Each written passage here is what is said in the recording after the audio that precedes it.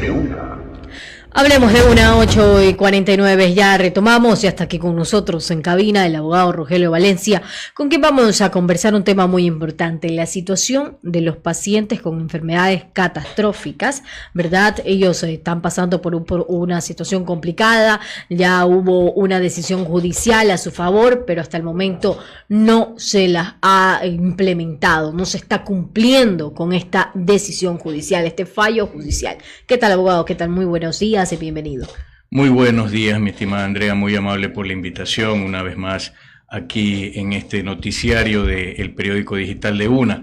Bueno, sí, se trata de una acción de protección planteada el 3 de diciembre del 2021 por 7 organizaciones sociales representantes de pacientes de diversas patologías y enfermedades catastróficas, huérfanas, raras, no diagnosticadas y graves que afectan a mucha población del país. Estas se unieron juntamente y tuvieron la iniciativa a través de la Defensoría del Pueblo para presentar una acción de protección, la cual tuvo ya un fallo favorable en primera instancia. Tanto el pronunciamiento oral fue en abril del 2022, luego en mayo del 2022 tuvieron la sentencia escrita y por supuesto el 6 de junio tuvieron una ampliación en cuanto a los medicamentos. Yo mismo había dicho que son 69, con esa ampliación pasaron a ser 77 desde el 6 de junio del 2022 y a partir de ahí empezó lo que parecía una victoria, un vía crucis para el cumplimiento de esa sentencia en primera instancia, porque sabemos que cuando una garantía jurisdiccional como una acción de protección tiene sentencia favorable, desde primera instancia tiene que cumplirse. Y el cumplimiento, de acuerdo a lo que dictó la jueza de la Unidad Judicial Civil de ese momento, era que 15 días después del pronunciamiento oral, o sea, de abril del 2022, debió haberse proveído y provisto a todos los pacientes de los medicamentos que están enlistados en la sentencia, que son los 77. Cosa que, más allá de los 3 años que ha transcurrido de la vigencia de esa sentencia en primera instancia, no se ha cumplido porque el seguimiento se ha hecho con la misma Defensoría del Pueblo y cada vez y cuando el problema de fondo es, siempre como respuesta, que los hospitales, que son 7 los hospitales que aparecen como demandados en esta acción de protección, indican, entre otras cosas, que el proceso es lento, que el plan operativo anual no ha podido contemplar todo en cuanto al presupuesto, sobre todo el plan anual de contrataciones. Efectivamente sabemos que hay un nudo gordiano en el tema de la contratación pública, la subasta inversa y el tema del CERCOP, pero esa respuesta al final del día es una cuestión interna administrativa que no responde a las necesidades y al ordenado en sentencia. Obviamente, la jueza de primera instancia, que es por naturaleza la jueza de la ejecución de esta sentencia, hasta el momento ha hecho todo lo que ha estado y está a su alcance para poder ejecutarla. Pero ¿qué resulta?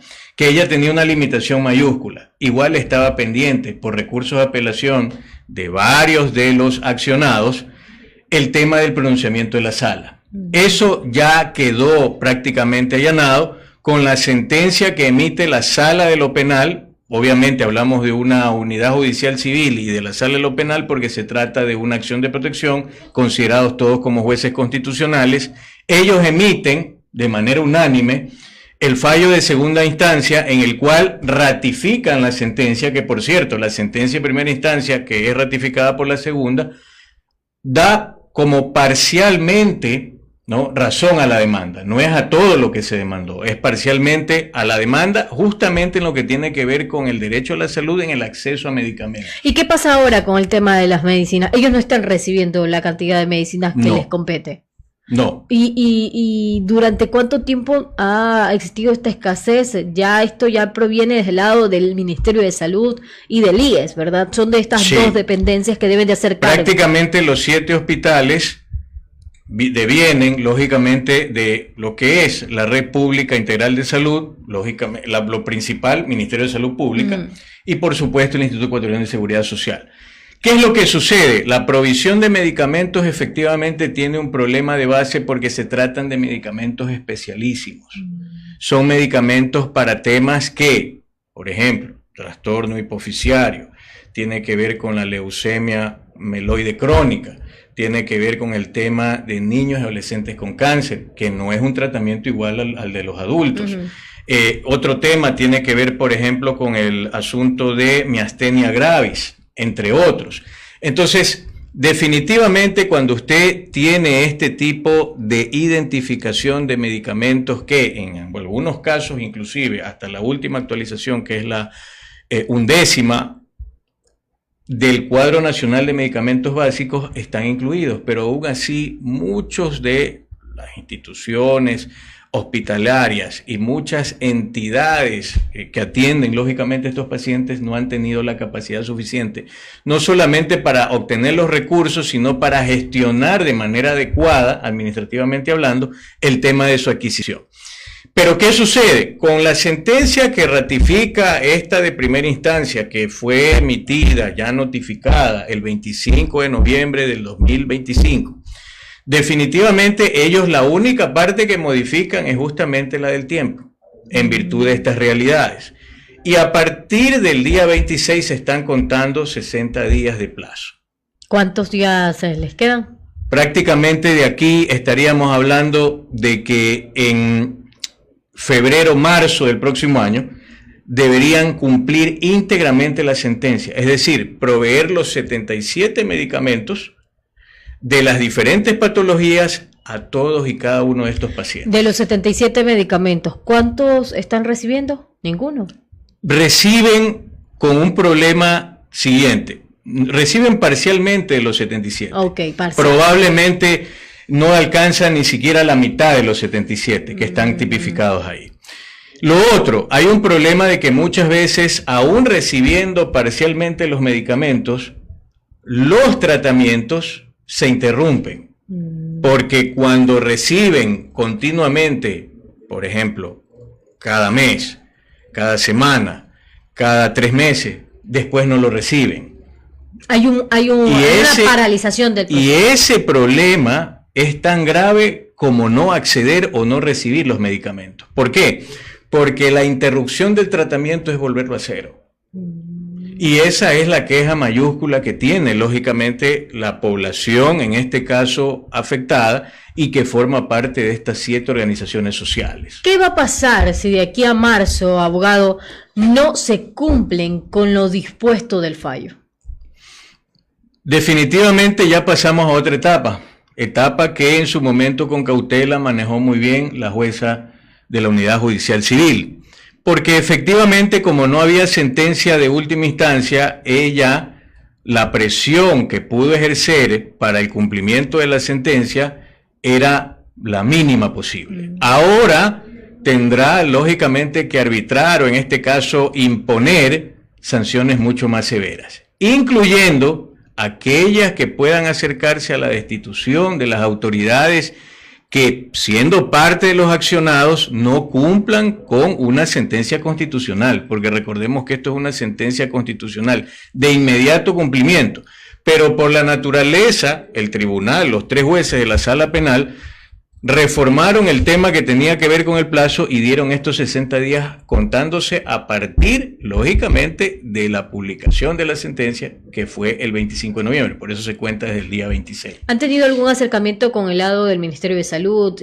sobre este tema? En este momento, ninguno. Aspiramos, y cuando se hizo la rueda de prensa, que seguramente ustedes tuvieron conocimiento el día lunes, definitivamente hicimos un llamado a Presidencia de la República, a la Vicepresidencia de la República, al Ministerio de Salud Pública, justamente para poder buscar la viabilidad del cumplimiento íntegro de la sentencia. Porque la idea no es llegar a presiones de tal nivel que lógicamente evidencien incumplimiento de orden legítima de autoridad competente y que pasen a otro plano, sino que los pacientes reciban la atención que necesitan y, por supuesto, la aplicación y los medicamentos que han sido de alguna u otra manera demandados constitucionalmente.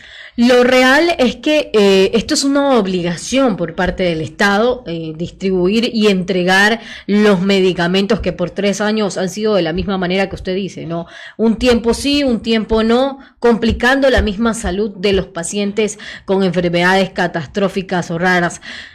¿Ha habido ya decesos Sí. justamente por esa misma situación, porque no les han entregado los medicamentos a tiempo? Sí, es una grave realidad.